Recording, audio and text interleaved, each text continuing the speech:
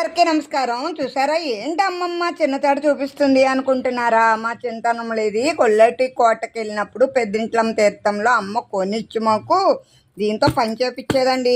చూసారా చిటికలు అంటారు వీటిని. ఇవి మనుములు, ఆవాలు, మెంతులు ఇవన్నీ చక్కగా బాగు చేపించేవారండి మా చేత.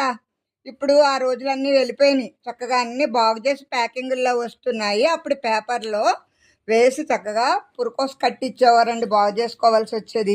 సరదాగా అవి ఏమి ఇప్పుడు చేయడానికి మీకు చూపించడానికి ఏమీ లేవు కదా. నేను చక్కగా వేరుశనగ గుళ్ళు వేపానండి.